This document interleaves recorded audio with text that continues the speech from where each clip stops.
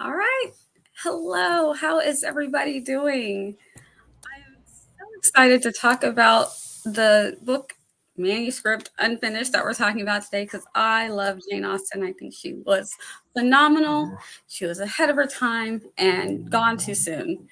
Uh, Today we have our regular co-host Ben is with us, and Natalie is on a vacation, and we have a guest host with us who is a Jane Austenite. Love it. We have Colleen. We're gonna let everybody introduce themselves, starting with Ben, then Colleen, and then I will finish it up, and we'll get started. Hi, everyone. I'm Ben Pick. I post weekly writing videos on YouTube as Writing to Write, and I have an upcoming debut novel coming out on August 6th. So, yeah, excited to be here. Woohoo! Hi, everybody. I'm Colleen, aka Sassy Blonde Writer. That's the name of my YouTube channel. You should check it out if you want to hear me talk about things other than Jane Austen. If you want to hear me talk about Jane Austen, I also have a podcast called Austen and the A Train, and we're actually putting out episodes now, so that's very exciting. Woohoo! That is exciting. Sorry about the long pause. The dogs are barking. So if you hear me go on pause, that's all it is. They get really, really loud. I'm going to try and boot them out of here. So I'm very excited to talk about Sanditon. I was really excited when I first started getting into Jane Austen, and then they found out that she had all of this other work. She has some juvenilia. Ben froze. Let me pull him back in. We'll get rid of this one and pull in this one. It happens. It's probably going to happen to me too. I was going to say, this is a hostile takeover. This is my channel now. Go for it. Yeah. So I was really excited to read it. I didn't feel like it was enough. And I know that some people feel like maybe it shouldn't have been published because, it was unfinished and, but for me, as someone who loves to read and who loves to write as well, I loved getting that insight. What does her story start like? How did she come up with the characters, and like how is she outlining and beginning the story? And I know she would have edited it and it would have been smoother once it was finished, but I was just very happy to have that little extra something to read because she only has 6 finished books. So I'm like, give me more. Anything we can get, I'll take it. You want to begin with any thoughts on Jane Austen? Yeah, I agree with what you're saying. I feel like 6 books, like I could spend all day like talking about her stories and like how much I love them. So I'm with you there. When I found out it was an unfinished manuscript, I was like, oh, that's interesting. And so watching the show, and I was trying to read it for the first time at the same time, and so that was really cool to kind of see everything happening kind of in real time. And so I'm so glad that even though like I don't know if it should have been published because it was unfinished, but like what are you gonna do? So I'm glad it exists and we have it. Same. I agree. I agree. I enjoy both. For an unfinished work, this is incredibly well polished. And I think as far as we are concerned with scripting the book, I don't think we've had an adaptation that has diverged so wildly from the source material and yet still held its, essence or soul or whatever. So it was kind of interesting to sort of read where they took the skeleton and then just ran with it. All right, I totally agree. All right, so then let's do the thing. Any dislikes? Any neutrals? I mean, obviously, I would say I'm neutral on the book. I like the show, but again, I feel like if she had just polished it up a little bit, it really could have, turned that into an easy like. Exactly. All right. So as far as likes, I'm at a like, and it's because it was unfinished. I feel like had this one been done, because I feel like at this stage she was ready to branch out and talk about the things that were changing in her own society and expose some things that nobody else liked or very few people were talking about. She was ready to do that. And so I feel like that had she finished it, it would have been a love. But as it's definitely a like as an unfinished work, unpolished. Yeah, I agree with that. Yeah, there were some moments where I thought about myself, like if anyone saw my first draft of a book, and I was like, oh, I feel bad looking at this. I'm sorry, Jane. I'm sorry. Sorry, Jane, but we're curious. We We must need to know. know. Yeah, so I So agree. I liked it. I loved this series, but I guess we'll get to talking about that. yeah, we'll do the like, neutral, and love again when we get to the series. But let's quickly talk about the very few chapters that we did have. What did you think of the unfinished manuscript, the characters, POV, world building, and the story flow from what we got? I thought it was really interesting. So, there's so many editions of the book, and I didn't realize of the manuscript, and I didn't realize that going in. So, I think I picked like either the continuation that the show is based off of, and so that was really interesting to see, like, because there were a lot of moments where I was like, oh yeah, that sounds like our girl Jane, that sounds like her, and then there were some moments where I was like, what? That doesn't. Yeah. This doesn't seem like Jane Austen. And so, like, since then I've been like doing my own research to try to figure out, like, okay, what is what's going on, and so that's been interesting. So the edition that I guess the show is based off of seemed really polished, and so I really like all the characters, and it says a lot about the world building, the fact that somebody could pick up her unfinished novel and then write continuations that still seem like her.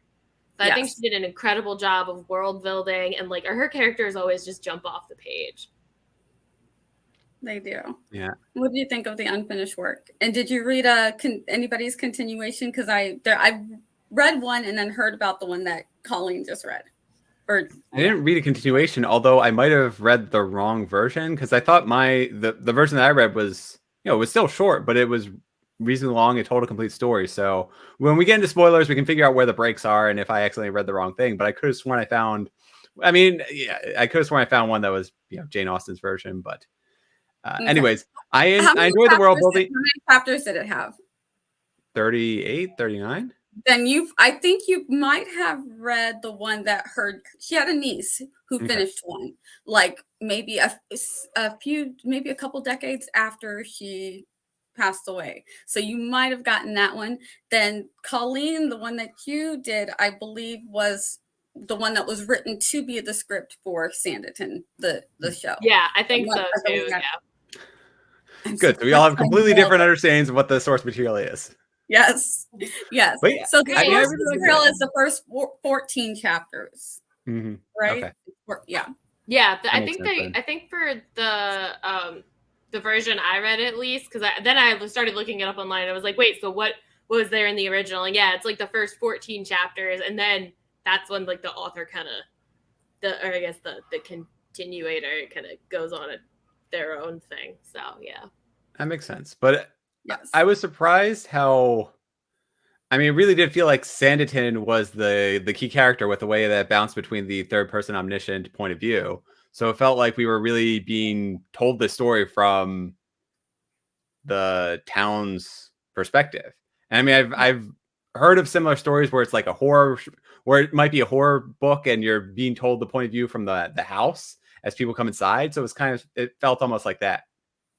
Yeah, Jane Austen she also does that in Emma. We were talking about like backstage, because that's one of the things is Highbury, the town that Emma is set in, is really another character. So it was interesting. It's interesting to like read this work and you kind of figure out like where she was going with it if you're familiar with her other work. So I thought that was really interesting. Yeah, it is. And I would be remiss if we didn't mention all of the banter that they had, especially Mr. Hayward and Mr. Parker. It was just so funny. You can imagine. So in the beginning, it starts out, and in the manuscript, they have a carriage. They're taking this curve way too hard, and the carriage tips over, and you see Mr. Parker and his wife. They get out of they're fine, actually, after the accident, but they get out and he hurts himself. And you could just imagine he's trying to have this witty banter and he's in excruciating pain. So I just thought that was so Jane Austen and so hilarious. And you're thinking, dudes, can you take care of his his leg and his foot, please? He's injured.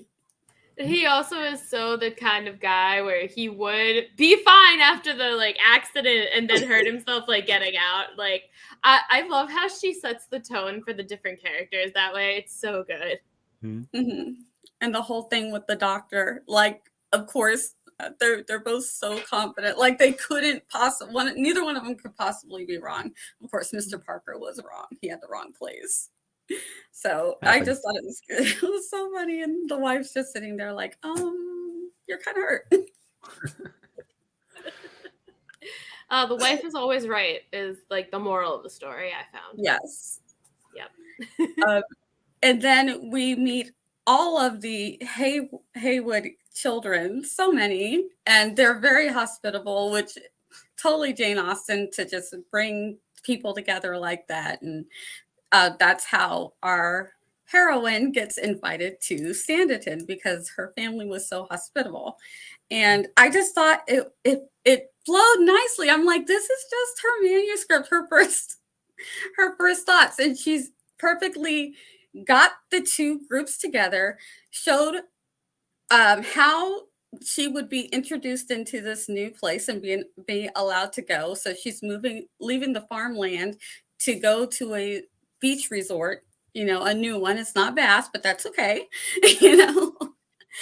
So I'm like, this is flowing so well. And, things that a lot of times we're like, well, how are we going to get them from here to there? And it's like, she just did it. It's like, she's so good. Well, to be fair, she did have like 6 books under her belt at this point. This is true.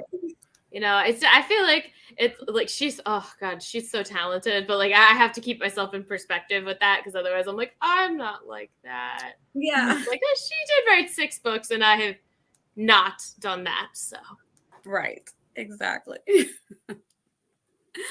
Any more thoughts on the manuscript itself, the point of view, the story flow? I mean, the version I read, it kind of had a hurry up finish point to the end. But as that wasn't really part of Jane Austen's thing, it tried to hurry to wrap everything up nicely so that they all could have happy endings. I will say that in the version I read. So there was this great start, and then it sort of. I can definitely, knowing this now, I can definitely see where her work, started and ended. Yeah, I have a feeling that that's the one that you read because I feel like I heard someone else say something very similar about the one that her niece finished. But there are a handful of them out there, So I'm like, I've read a couple of them. One of them I just wasn't a fan of. I wonder if that was the one too. But moving right along, let's go to the movie. I'm going to say movie a lot because I binge these things every single time. So it's like an 8-hour movie per season.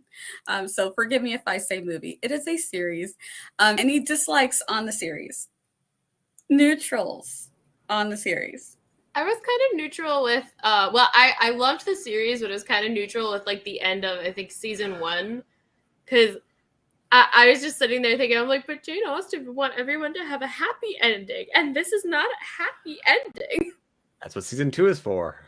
Yeah, that's true. That's what I have to keep reminding myself. I'm like, this is a show. This isn't Jane Austen's work. But there are so many moments in the show where I was like, this is what Jane would have wanted. Yes. All right. Who is a like? All right. Awesome. And a like or a love? I am between like and love for those same reasons, but there's some things that were out of people's control. But it's what happens when you have a series. You have to be able to change things on the fly. So let's get into it. We can talk about, do you guys want to talk about some of the differences now? Sure. All right. Sydney seemed like a pretty big difference, at least in terms of what I read. Sydney in the book felt more like the younger Arthur, the younger Parker, where he was really this outgoing and excitable person. And then the show, he's this brooding and kind of almost, he seemed like the older brother where he's the reliable one. He's the one where they go to when they have problems.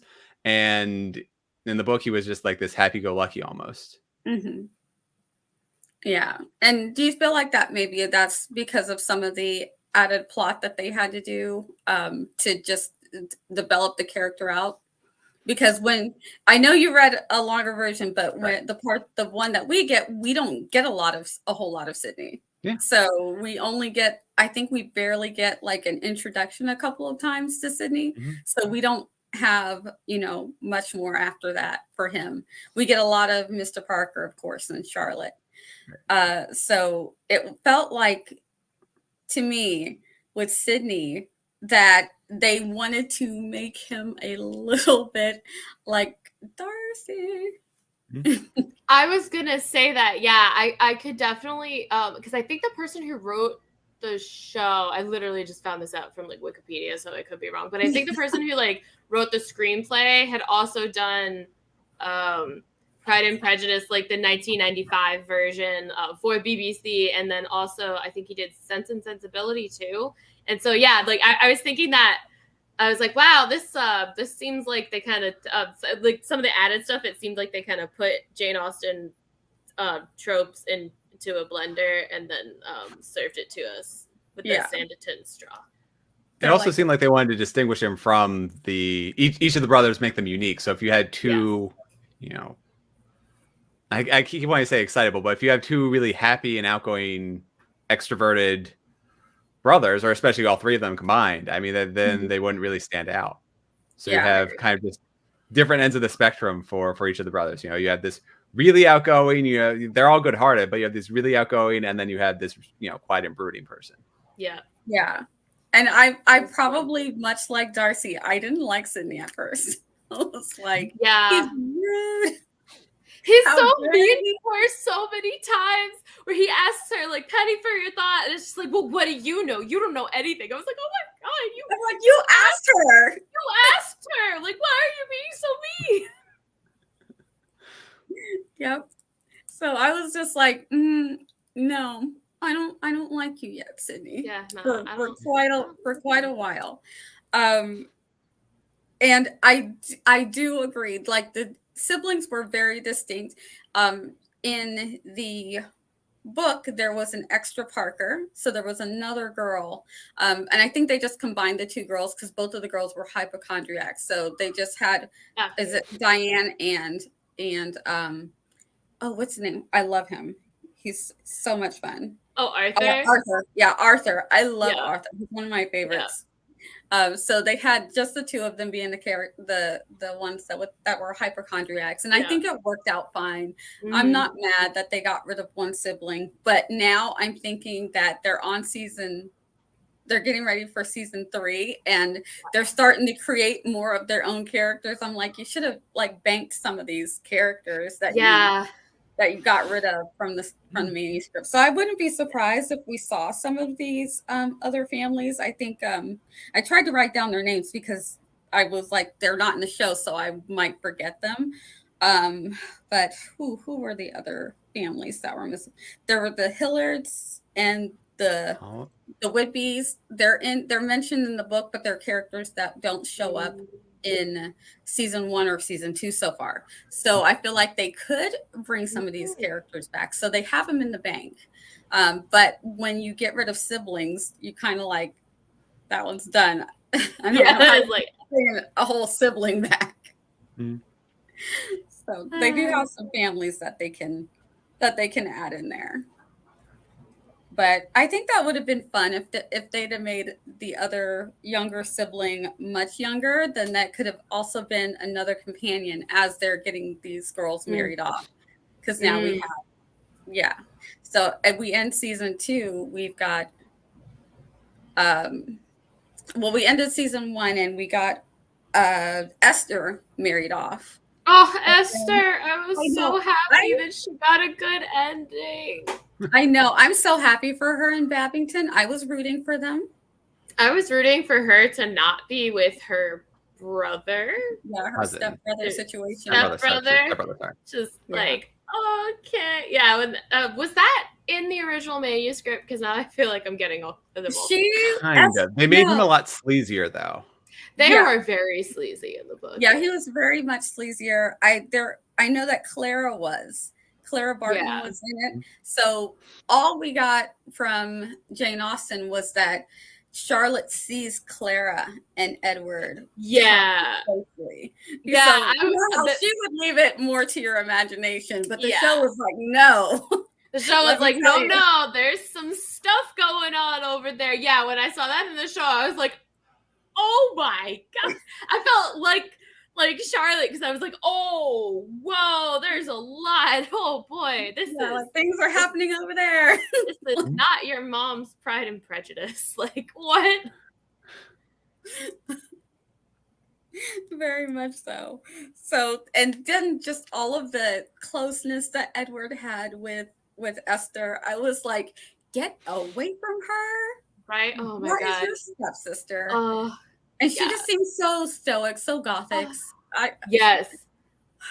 It reminded me of Wuthering Heights, like with, what's her face? Catherine and Heathcliff, and how they're like raised like they're siblings and then they fall in love. So I felt like that was like Jane Austen trying to be like, but would this really have happened? And would we all think that this is fine? Like in Wuthering Heights, we're like, oh, but they're so in love. But then it's like, I feel like Jane Austen was kind of showing that to us and like, no, this is super creepy. This is a very gross abuse of power.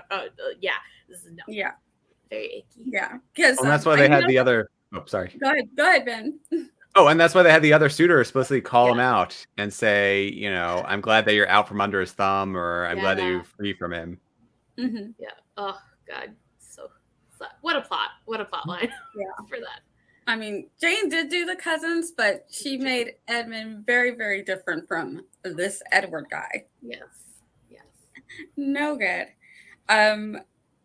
Speaking of the Denhams, Lady Denham, I disliked her so much, but she was played so well. Oh, she was. Yeah, I hated her so much. I was like, thank you for making me dislike you, because it's golden. I do love like the old lady characters who like don't care about what anybody thinks of them. I'm a sucker for those characters, so I was just like, oh my God, I love watching her on screen. Because she's done the thing. She's been married twice. She doesn't need to do it again. She got the money, and then she got the title. She is set, and she's lets everybody know it that she's, well, until Georgiana shows up, she's the richest woman in town. She's got the power. She can make or break you. And I'm like, I love it, but also I hate her, but I love it. Yeah, exactly. So good. Yeah. So when Georgiana comes in, because again, some of these characters we only get to mention that they're coming. So we don't know really what their personalities are going to be like. So what did you think when Lady Denham meets the new rich girl in town? Oh my God, that was a tough scene. That was a tough one. It was so cringy, but I'm not gonna lie, when I first heard about like Miss Lamb's like existence as like the first like character of color in a Jane Austen work, I'm not gonna lie, I was a little nervous. I was like, how is this character gonna be written? It's like, and so I thought the way that I really liked Georgiana. I really liked Miss Lamb. I thought all of her reactions to Lady Denham made perfect sense. And like the whole time I'm like, what is wrong with Lady Denham? Oh my God. But also I felt like it was like weirdly realistic. And I was just like, yeah, this sounds about right for someone like Lady Denham. Yeah, she knows that Georgiana is way richer than her. And something about that, probably that this young Black girl is richer than her, just gets under her skin. So she tries this fake politeness. And you could tell it's so fake. But she would love it if Edward would marry this very rich woman, because I think she would just want all of that money and all that clout in her family. Plus, she wouldn't have to give Edward the money in her will. Do you think that she honestly? Go ahead, Ben. Do you think that she honestly wanted Edward to be successful though? Because I felt like she kind of set him up for failure because of that, where she put them blatantly next to each other and then started asking her about her feelings on marriage, and then talking about slavery right? And I Yeah. was like, All this cringy stuff, and oh. everybody's just like, "Oh my It gosh." was so cringy. And then like Arthur, it was Arthur and Charlotte try to like distract Lady Yes. Denham, and she just keeps going. I was like, oh my god, because I've been at family dinners that are like that, where like somebody just keeps laying into someone, and you're like, let's Just like talk read about the room. let's talk about something else now. They just keep going. Yeah. So Like, you're putting your foot so far in it at this point. yeah. It's just like, so I really feel like Arthur had to, because Charlotte tried. She's trying. She Arthur's did. like, She give me that pineapple, and he just starts did. digging in. It's ridiculous, but it works. Oh god, that's what I love about Jane Austen is the fact that she can take something like none of us are ever going to be in that situation. We're at a fancy party about a pineapple, basically. But like the way she writes it, it's so relatable that you can be like, "Oh, I've been to a family barbecue that ended up like that," or like you can still relate to it even though we're so far removed from that time period. Yeah, and I love the irony that Lady Denham's pineapple was rotten. Yeah, from the inside. I'm like, yeah, about right. Yeah. Mm-hmm. Oh, so good. Georgiana's like, pineapples are not from where I'm from, lady. Yeah. Oh my god, just that like I'm not from where pineapples are. It was just like the assumptions that this woman, Lady Denham, made. I loved like Georgiana just like calling Lady Denham out on stuff. Ugh, it was very satisfying to see, especially like if you looking back on like how terrible Lady Denham just is as a person, that it like I want to go back and watch that scene. Yeah. Golden. Just Georgiana, she through the whole thing, she is that rebellious teenager. Yes. She is that rebellious teenager. She thinks that she knows what's best for her, and she's miserable. Can you imagine, teenagers who go through divorce or whatever, and then they have to move across the country or whatever, and how miserable they are. They just want to go back to where their friends are, and they look for anything that's familiar, and then they cling to the wrong guy. And I was rooting for Otis, but I was too. Really? Dude, like, messed it up way too much. Like, I really wanted them to be together because I thought he was really sweet. And I still do think that he really loved her. Yeah. But, like, he messed it up. He messed it up way too much. And I'm, like, totally on Georgiana's side to not want to be with him after that. Because it's like, dude, you poisoned the well. Yeah. And I feel like if Sydney had been a little bit more sensitive, this would have all played out better. But he was just so hard-nosed and so like really not paying attention to, what she was going through, that she was just kind of like shut him out. She's like, okay, Sydney hates me. He wants me to be miserable. That's it. And we find out, especially at the beginning of season 2, at the end of season 1, when he has to rescue her, and then in season 2, when he's still rescuing her, that he actually cares. He's just not showing it very well. Yeah. Like, Sydney, had we known how caring you were, I would have liked you a lot sooner. Yeah, right. Oh my god. Yeah. His love language is like very different from literally anyone else on the show. Yeah. I felt so bad. And when Charlotte sees Georgiana like staring at the rocks, that was scary. I was scared. I was like, are we about to like, I'm like, are we going there? Are we gonna go there? Because I don't think we can ungo there. And then I appreciated Charlotte like trying to console her and be like, oh yeah, like I understand what you're going through. I'm also a stranger here. And then Georgiana being like, I appreciate that, but I don't think you really understand what's going on here. Right. I always love a good Jane Austen like privilege check. Mm-hmm. We love that. Was a good one. That was a good one. So I think the show was hitting a lot of those things that we would appreciate, that we would have gotten from Jane Austen. I agree. Any other thoughts on season 1? Because things changed at the end. Yes. No happy ending that for Sydney and Charlotte. Once we really start to like him, I mean, he goes all out. He rescues Georgiana. He's being nicer. He's starting to let his feelings show a little bit.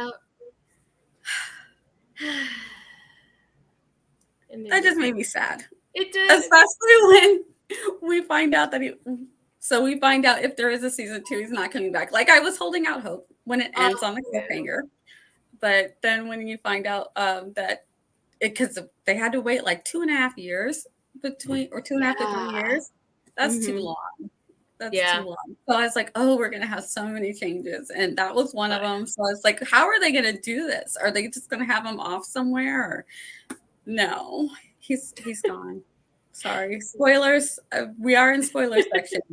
That's true. true. He doesn't make it, so our girl doesn't get her happy ending at the end of season 1 and beginning of season 2.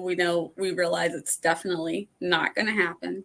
Yep. Sadness. At the end of season 1, what did you think about like the Lady Susan cameo? I was thinking that the entire time, like when Lady Susan just like appears, and I'm like, are we establishing a Jane Austen cinematic universe? Like, is this the Lady Susan? Like, why? Like, I was like, are they gonna call her Lady Susan? Are they gonna do it? And then I can't remember if they did, and I was like, yes.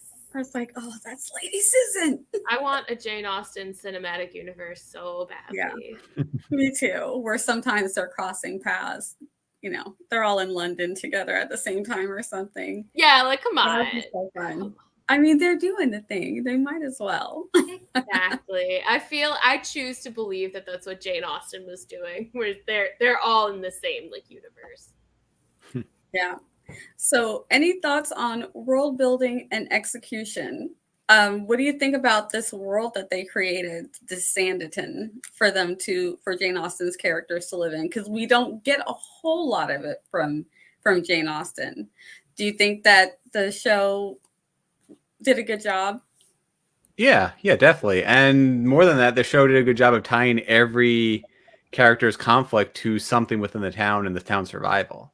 Yes, no, I liked that. I liked that because like when I was growing up, there were towns, like I grew up near the beach, and so like there were towns that were kind of like Sanditon, where they're trying to build it up and like drum up some business and everything. And so it was interesting to see how, like, because of that's like part of my background, that's like what I grew up with, like especially like over the summers, like seeing these towns try to like become like these like big hot spots. And so it was really interesting to see, I guess, the like Regency England version of that, because I'm like, oh yeah, that's totally like how it would go. Yep, that makes sense. Yeah. Because it wasn't quite vast, so it was like more quaint. And then sometimes they were like, we're gonna build this big grand thing, and I'm like, with what money, Mr. Parker? Yeah, right. Oh my god, the whole time I kept thinking about how I'm like, Mr. Parker can't, like, he shouldn't be allowed to be in charge of the money. And so I think it was like the first chapter of the book or something, where like Charlotte's dad like passes her, or maybe this is just the edition I read, where Charlotte's dad like passes her like the ledger and he's like, see if you can make sense of these numbers. And I was like, is this gonna be our like girl boss Jane Austen novel, where like I was hoping that like Tom was just gonna be like, Charlotte, why don't you handle like everything? I'll be the ideas guy. And so that's what I was like kind of hoping was gonna happen. I feel like what we got in the show is like more like true to like what the time period would have allowed Jane Austen to write. But I like kept hoping that they were just gonna let Charlotte just take over and she was just gonna be a businesswoman forever. And that would we could dream, but it wasn't gonna happen. Season 3, guys. Yeah. So I wasn't speaking of building the world, there was a guy who was in here who was actually building in the world, and I liked him, Mr. Stringer. I liked him. Oh, I loved him. I wanted get the him love and triangle Charlotte to get together. Yeah, but I spent the whole most of it rooting for Charlotte and Mr. Stringer. I'm like, too. Charlotte, look right there.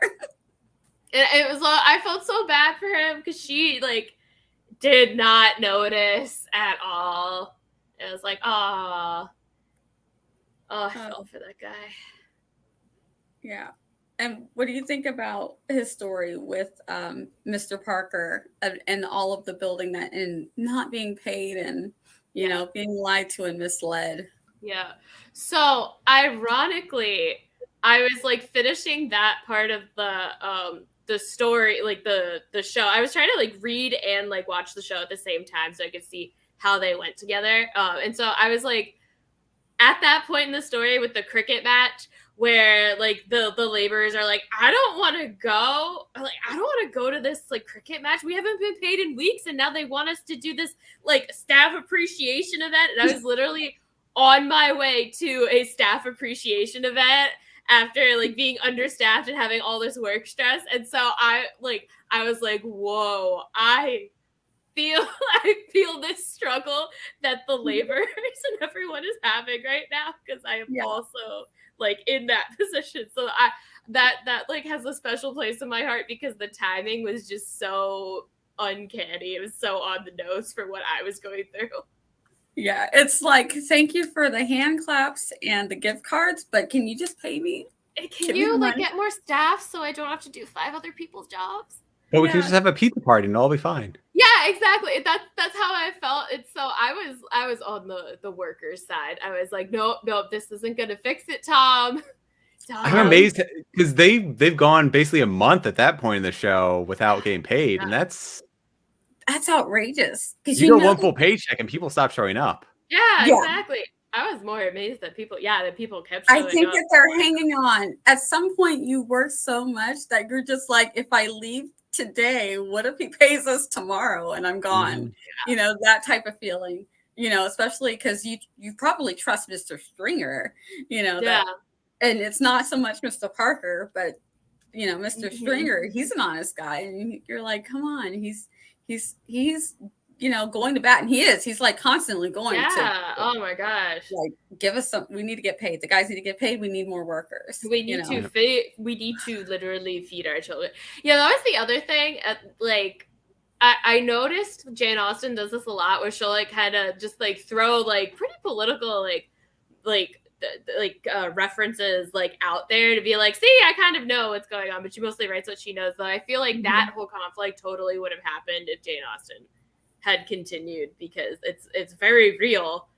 The pineapple pizza party. Well, Richard, somebody just put in the comments, well, if you told me it was pineapple pizza, then I wouldn't be so mad. But as long as it's not Lady Denham's pineapple. Yeah, just not. Oh yeah, just nope. Check the pineapples first. Yes, check your produce, guys, before you buy it. So bad. And so Mr. Stringer, you know, he's doing everything he can, and he does not have a very happy ending, because not only does he lose his dad, he doesn't get the girl. He does. I forget who it was. I think it was Chuck Schumer had this. This is not gonna get political, but he would say this at like different graduations. And so when I was going to college, people would tell me the stories about like, and there like he had to apparently choose between a trip around the world and the girl of his dreams. And then the end of the story is kind of like what happened to young Stringer, where it's like, and at the end there was no girl, there was no trip around the world, there was just me. And so like that whole ending made me think of that story. I've never actually heard the story, but I just heard people tell it to me so much. I'm like, oh, that's Stringer. He's not going to London. He doesn't get the girl. Yeah. And I just gotta say, I'm not happy that he burned his sketch and his outline for all that work that he put into doing the, I don't want to call it a blueprint. What did they call it? Because it wasn't a blueprint then. But I know what you're talking yeah. But he designs this whole beautiful thing, and then because Mr. Parker just literally brushes him off about it. Also, there were times when I was mad at Tom so much. I'm just like, I want to like you because you seem like a nice guy, but you were so irresponsible and so tuned out to your workers that you're making He's a salesman. Yeah, it's all about promoting Sanditon, but he has no idea how to actually get things done. Yeah, and in true Jane Austen fashion, if he had just been honest, like just not danced around the money subject, if he had just said, look, Stringer, I'm gonna level with you. We don't have the money to build this, but when we do, I'd be happy to build it. Like, so that whole time I was like screaming at the TV. I was like, why? Just tell the truth. Yes, and he just balls it up and burns it. I'm like, no, Stringer, somebody will love it. Take it somewhere else. Take it where it's appreciated, where your work will be appreciated. I'm like, you did so much. And poor dad is just like giving him such a hard time because Oh. he's like, it's very true though that people did not believe you should leave your station. Like they made it really, really hard. I know we have a lot of like Cinderella stories and stuff like that, but they were really not for that. If you were in a certain class, they wanted you to stay there. So Jane was really showcasing how how money was moving and changing at this time, and how people like Lady Denham did not like it. They were totally against it. You know, the new money and changing money and who's getting the money now. They didn't like it. Yeah. Oh my gosh. The whole conversation with Young Stringer and his dad, where his dad is like, this life was good enough for me and it was good enough for my father. Like, who are you to say it's too good for you? Like, that reminded me of just like a lot. It was like a metaphor for like just generation gaps, because it's like, oh, that's like baby boomer parents talking to their like Gen Z or like millennial children, where like they're like, no, I don't want to go to work. Like, I feel like garbage. Like, and then like your parents are like, but you should completely just like torture yourself. Like, why don't you, like putting up with like bad business practices or whatever is what I had to go through. So it was very, very generational. I'm sorry, I just went off on a huge tangent. No, that's fine. Yeah, we love tangents here. Oh, okay, good. Well, thank you. Also, I just wanted to show the pineapple pizza party, and then Ben was like, "That's my nightmare." Same, Ben. I don't want. The other thing about the world building is, did anybody realize that they made girls get in the water completely, fully clothed? I noticed that too. I wrote in my notes, like, and I'm like, so the men are completely naked. Yeah, the men are completely naked. The women are fully clothed. I was also like wondering the whole time, I'm like, what is a bathing machine? And then I was very thankful to watch the show and be like, oh, that's what it is. They were real. That was my thing. Like, this is real. Yeah. I was like, no. Yup. Yeah. Well, what else would they have done? I mean, they definitely wouldn't have gone out there in a one piece or a bikini or something like that. That's true. Yeah, but that was a lot. I mean, that's a lot of fabric. Yeah. I would feel like no wonder they needed helpers, because I'm like, that seems more dangerous to load you down with a bunch of heavy, wet clothes now from head to toe, and then throw you in the ocean where the waves are. So no wonder they needed helpers and people out there to really like those lifeguards were real close. Yeah, they were like on top of you, basically. Yeah. Yeah. Even a tiny bit of ankle was a big deal. Yes, it was a big scandal. Oh gosh. Yeah. The bathing machines, that about took me out. I was like, this is too good, but also horrible. Yeah.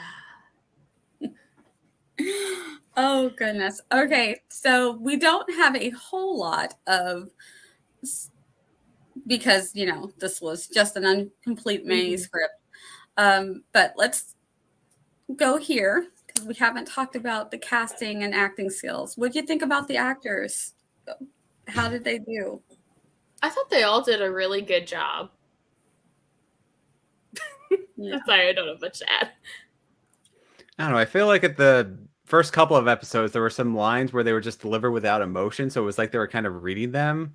I don't know. It felt really odd. I didn't write down who I thought this about, but I mean, I know that they're supposed to be a little bit repressed, or they're not supposed to convey all their emotions, but I felt like I just had this note here that, some of the lines were delivered without emotion, as though they were reading them. Was it with the Denhams, perhaps? No, because they were always the emotional ones. I think, like, especially at the start with Miss Lamb, she was kind of almost deadpan when even before the dinner. The dinner, I fully understand her trying to like hold in all of that anger and not let it show. But I felt like when we were just getting to know her, before we were fully getting to know a lot of these characters, they just sort of read the lines, and then once we started understanding them more, then we could see then they let their emotions come out. Do you think that maybe some of that was maybe that they were new at it and them getting their flow? Oh yeah, definitely. And I mean, I don't really want to knock it, but I mean, this is, PBS, and so there is some definitely sharp learning curves of getting your feet under you when you're starting off a new show. Yeah. Yeah. I think. Oh, go ahead. Go ahead. Oh no, I was gonna say. Back to Miss Lamb. Like there is one moment where I like literally wrote it down in my notes because like Miss Lamb when Lady Denham's saying all this stuff about like not Charlotte, Georgiana's like mother being a slave, and like it cuts to Miss Lamb and she just looks like she's dissociating, like just like completely spaced out while this woman's talking. Here we are. And so I was wondering, I was like, is this a choice of the actor, or like was this intentional? Because like it was very effective if it was intentional, but yeah, I was wondering because she had a couple of moments like that the first like couple of times you meet the character where I was like, is this the character or is this like the actor making a choice? So yeah, I noticed that as well.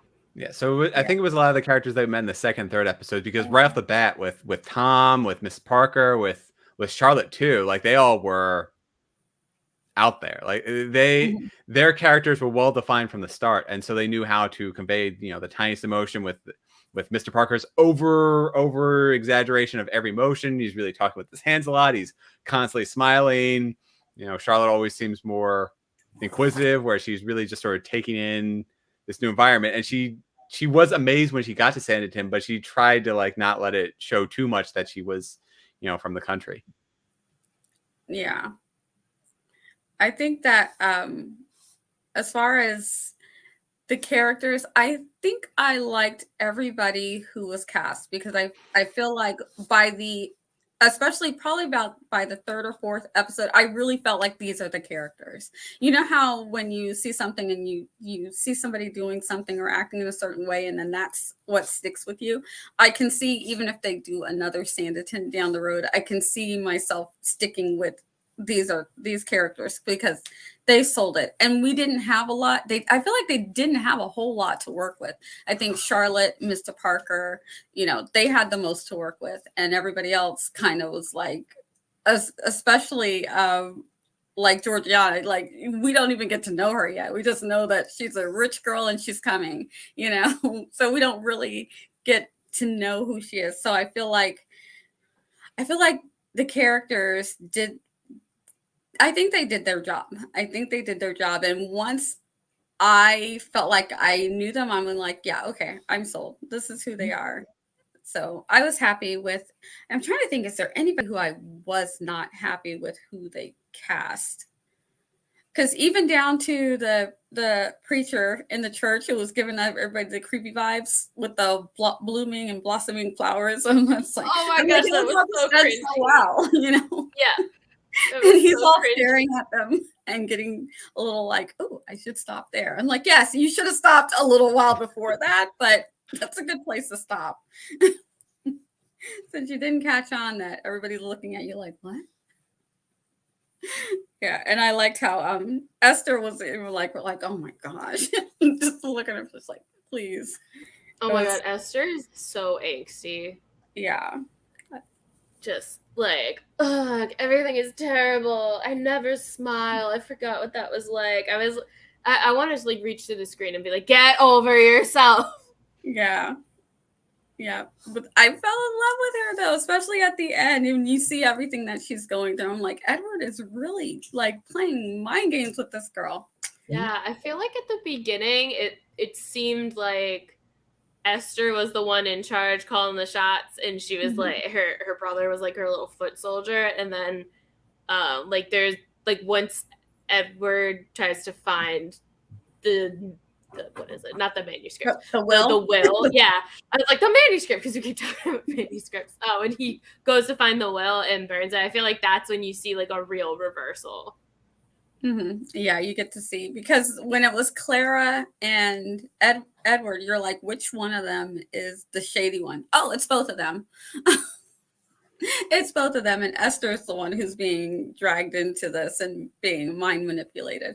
But I'm so glad that Lady Denham saw through it. I think she could hear when she was on her not so deathbed what was going on. And the fact that even though Esther wasn't very fond of her, Esther was there. Esther was talking to her, and Esther told her the truth. She says, nobody cares if you live or die. Nobody cares But, if you live or die. We just want you.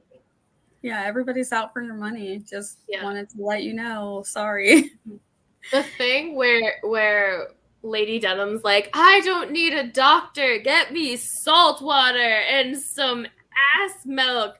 All I could think was, wow, so rich people have always, just because I've been watching the Goop show on Netflix. I'm like, oh, so rich people have always just had these like half-baked ideas on wellness. Even back in Jane Austen's time, they've always been like, yeah, drink a gallon of seawater every day and you'll be fine like me.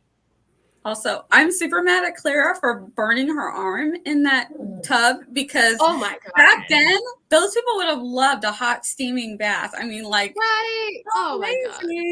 Why are you messing this up for everybody, Clara?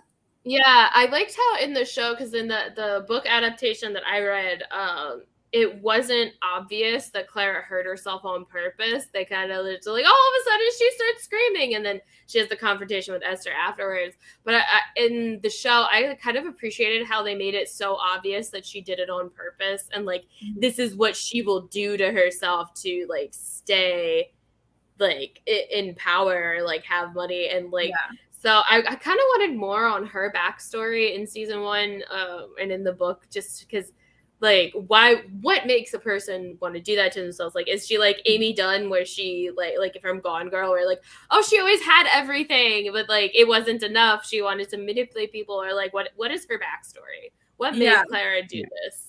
Well, I do like with this. Okay. Oh, sorry. No, you're good. I was gonna say, because we only get a little glimpse that she says, you don't know what I've been through. And we see in that moment when Clara and Esther are having that private conversation after she burns her arms, and Esther grabs the burn and squeezes on it really hard. We see that Esther is playing this role of I'm hard and I'm cold, but you can see it. That was good acting also. You could see it in her eyes when she realized Clara is not flinching. Claire's like, go ahead, dig in. You don't know what I've been. This is nothing. And it's like, well, she did stick her arm on the thing for a long time, because we get to see that. So now it's like Esther just gets to see what we see, and she kind of like takes her hand off and realizes, holy crap, this girl. Mm-hmm. I might be putting on the facade, but this girl is the real deal. You know, she's really. Yeah. She messed with the wrong person on this. Should have just let her have her money. I do like how Mrs. Denham, though, was starting to get wise to Clara's milking of the situation, because she actually snaps at her when she's like, "Oh, you know, you hurt your arm days ago. Now you can walk across the room and get me something. You can be my caretaker still." Yeah, I like that too. Yeah, Clara was overplaying her hand, and Lady Denham's like, "Enough. You know, you can walk." That was a while ago. So true, Ben. All right, let us go into, do we have any best or worst changes? Because I feel like all my changes are kind of neutral. I have go ahead, Ben. Oh, I have one for best change. So the book, Charlotte felt more like a passive observer, which kind of helps connect to the reader, but the show made her really active. I mean, the very first scene you're introduced to her, she's shooting. She's got a gun in her hand. She's hunting. I think she was hunting like a rabbit or something like that. And then once the Parkers injure themselves, they crash the carriage, they injure themselves, she's the first one to run over there and make sure everyone's all right. And she actively wants to follow them to Sanditon, whereas in the book, I feel like she was just kind of there and it sort of happened. And then Mr. Parker invites her there and she's like, oh, yeah, that seems like a nice thing to go for. But in the show, she had so much more going for her. She was such a more interesting character because of it. And I actually have one line that I wrote down here where in the book, it's Charlotte Haywood could sit in a room filled with people and not quite be there. And I feel like that lessened her character a little bit. Mm-hmm. Gave her more of a, like, Fanny Price, who was always like quiet and just in the room and sitting back, versus a Jane or an Elizabeth who, is always out there, and everybody's like, take it back a notch, Elizabeth. So yeah, you get to see what Jane was made, or what Jane Austen was maybe wanted Charlotte to be, and what they decided, let's mix this up a little bit, and make her more of a stronger protagonist, right, in the story, a nice strong heroine. I feel like in the books, it's basically her just walking around with like a camcorder or something, recording what's going on around her, whereas in the show, the camera's clearly behind her and she's doing everything. Yep. So it's just a narrow perspective. Yeah. I think I'll take that as a good change too then, because I was kind of neutral on it because it was very different. Like I said before, we have that start where the father comes up and the kids are follow behind him, but then the father and Mr. Haywood and Mr. Parker are having this banter together. So that was fun, but I do appreciate how the way that it started in the show, how it does establish Charlotte. So yeah, I think I'll take that as a good change too. Yeah, I agree. We love our active protagonists. Yeah, we do. So that was better then. I think in my worst change, I wouldn't say that it was necessarily bad, but I do feel like Jane had introduced some characters that we could have benefited from, especially if the series is going to go on and on, because I feel like as it goes on, the series is going to start introducing more new characters and less of her characters. So hopefully they'll decide to bring back some of the characters that they left out, but the ones that have been eliminated are just eliminated, So I'm like, well, that character is just gone, but they might have been a cool friend.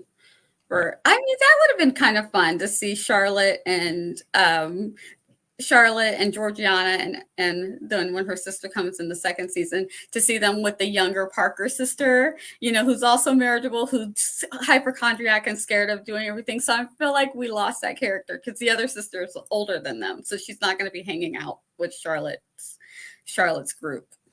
So I'm like, I feel like that might have been a missed opportunity. Oh, the dogs are being so good. Thank you, guys. Any final thoughts on Sanditon, either the manuscript or the show? All of it.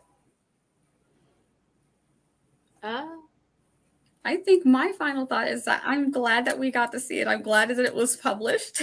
Me too. Because it's so delightful. And I wouldn't mind if more people, took their hand at it, just so we could see what would you come up with if you, got a chance to work on her manuscript. What would you do with it?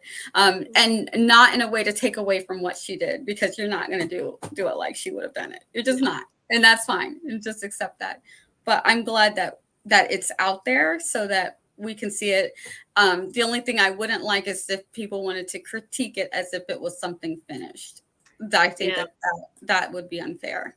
But as long as people are absorbing it as what it is, that this is just like a very, very rough first draft of something that she was just coming up with. She didn't even finish the first draft. As long as you're consuming it like that, I think that that's fine.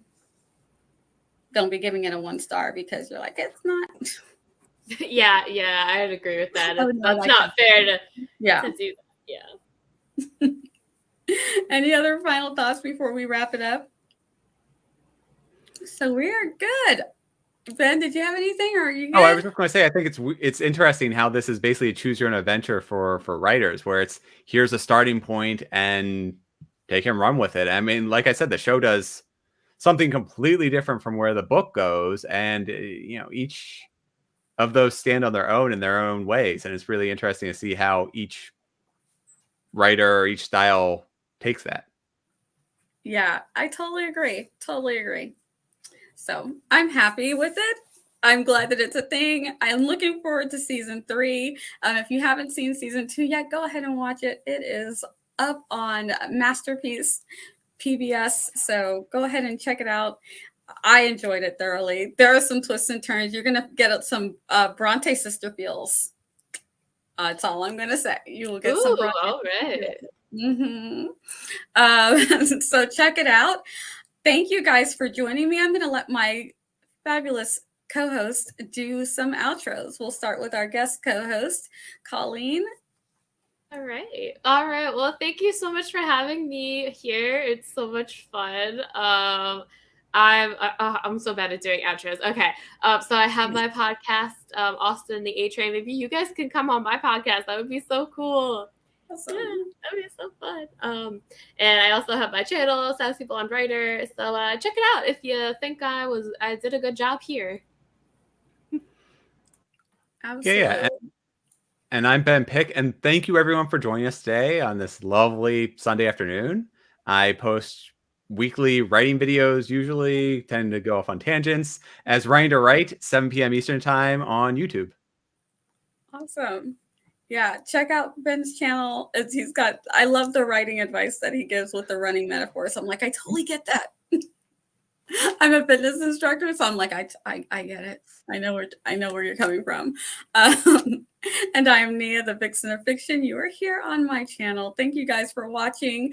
If you're watching on the replay, which we get most of our views are on replay, go ahead and leave us a message. Let us know what you thought of Sanditon, either Jane Austen's or the completed works that have been done by any of the authors who have tried to finish it, or Sanditon the show. Let us know what you think, and I try to keep an eye on the comments when they pop up, so I will respond to you if you leave a comment. But thank you for watching. Join us again sometime in July. We're going to do Emma and Clueless and one of the Emma adaptations. So I'm really looking forward to that. And we are going to call it, let me find my thing so that we can do all the things properly. Here we go. Bye, guys. Thanks for watching.